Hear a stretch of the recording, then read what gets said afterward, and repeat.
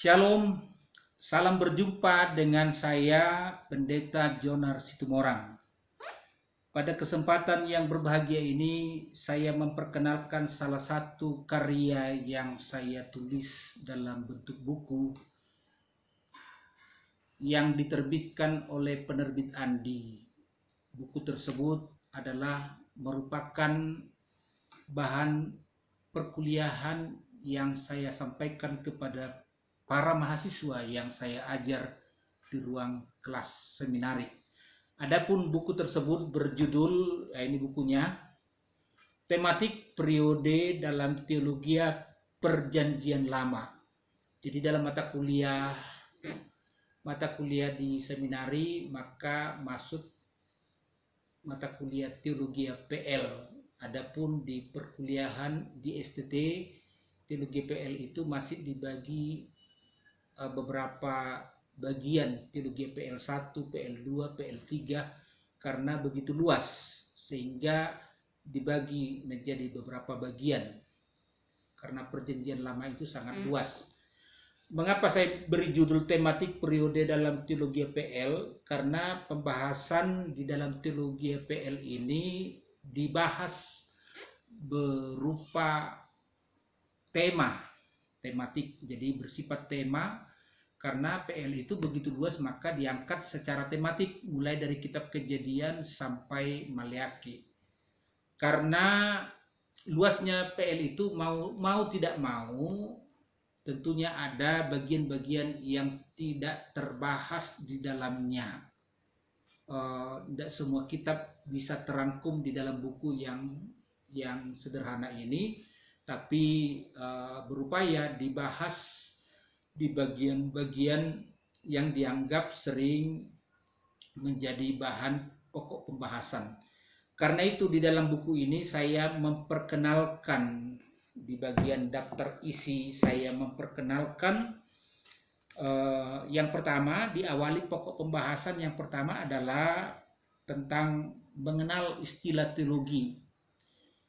Perlu dipahami ini istilah teologi ini karena belakangan ini lagi hangat dibicarakan ada perbedaan antara teologi dan alkitabiah.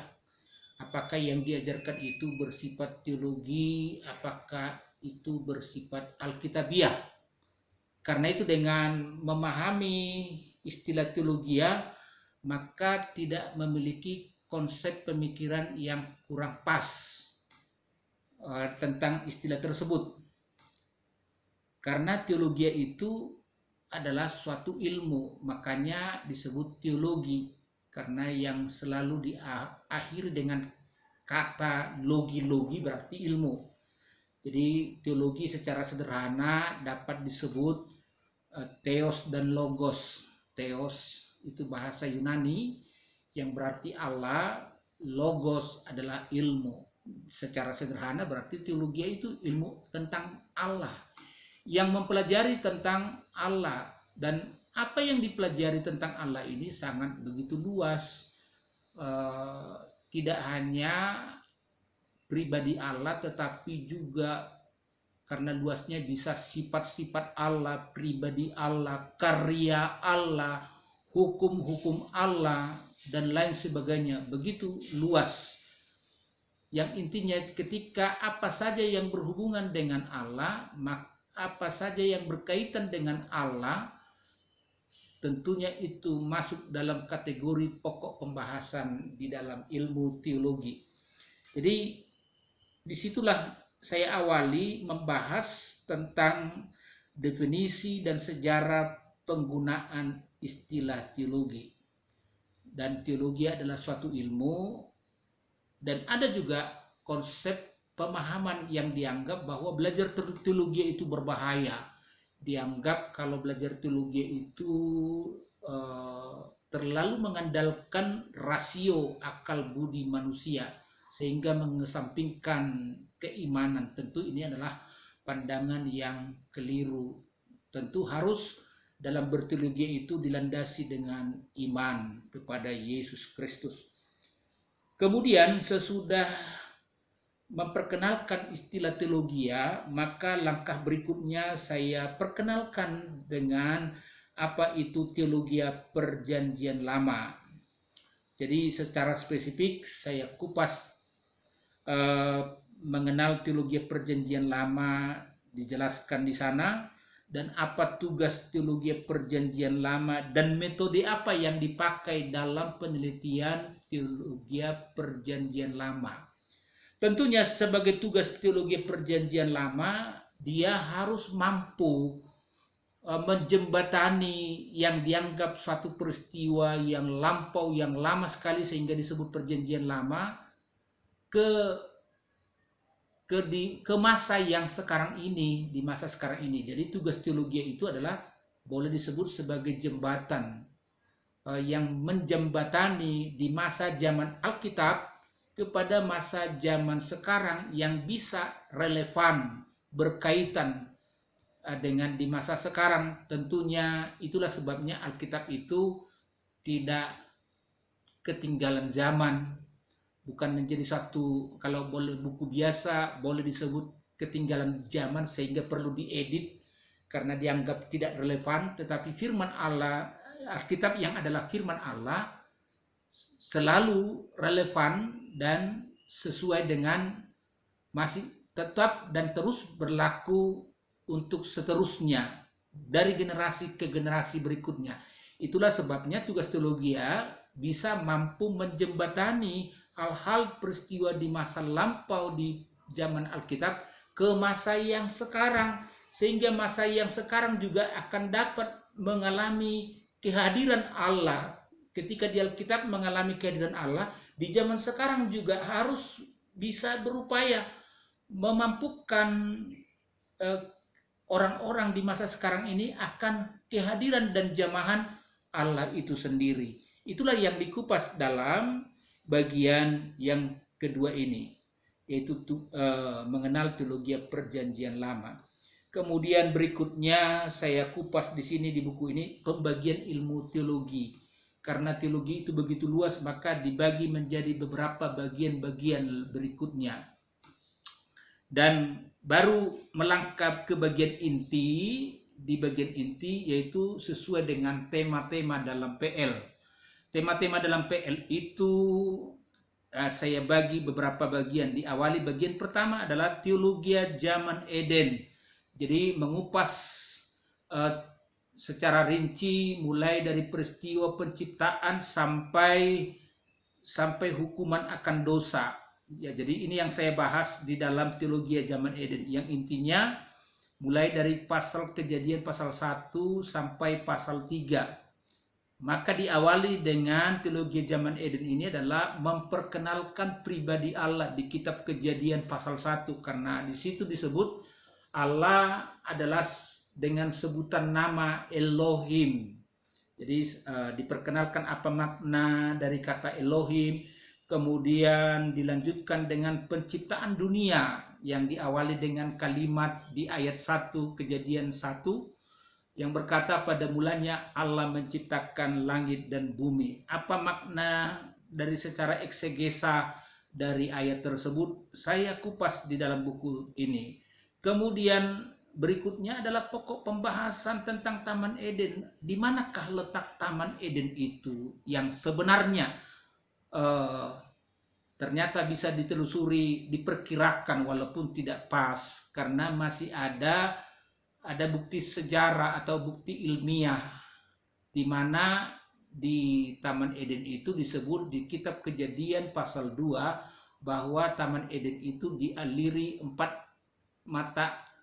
aliran mata sungai, 4 sungai, yaitu sungai Pison dan Gihon, Tigris dan Efrat. Ada 4 sungai, yang mana keempat sungai ini yang ada sampai sekarang tinggal hanya 2. Artinya yaitu sungai Tigris dan sungai Efrat. Artinya dengan melihat keberadaan sungai Tigris dan Efrat itu dapat memperkirakan bahwa Taman Eden itu tidaklah jauh dari sekitar wilayah tersebut. Jadi di situ dikemukakan secara jelas akan keberadaan letak dari Taman Eden itu. Kemudian dilanjutkan dengan penciptaan manusia, bagaimana Allah menciptakan manusia yang spesial sehingga dia disebut sebagai ciptaan yang mulia. Lebih penekanannya di Kejadian pasal 1 ayat 26-27 di mana Allah menciptakan manusia itu menurut gambar dan rupa Allah. Maka dijelaskan di sana apa itu gambar dan rupa Allah dari penelusuran penggalian dari bahasa asli Alkitab. Kemudian selanjutnya ada tanggung jawab yang Tuhan beri kepada manusia. Dalam Kejadian pasal 1 ayat 28 berkata, beranak cuculah dan berkembang biaklah, penuhilah bumi dan taklukkanlah itu. Kalimat ini merupakan perintah yang menjadi tanggung jawab daripada manusia ketika dia diciptakan, sesudah diciptakan oleh Allah. Berikutnya hukuman akan dosa, ya, kejatuhan manusia sampai hukuman akan dosa. Jadi itu bagian-bagian yang saya kupas di dalam buku tersebut. Berikutnya adalah bagian kedua. Kalau bagian pertama tadi teologia zaman Eden, kemudian ada teologia zaman Nuh. Apa yang peristiwa terjadi di zaman Nuh? Apakah benar peristiwa air bah itu kenyataan atau cuma hanya berupa cerita?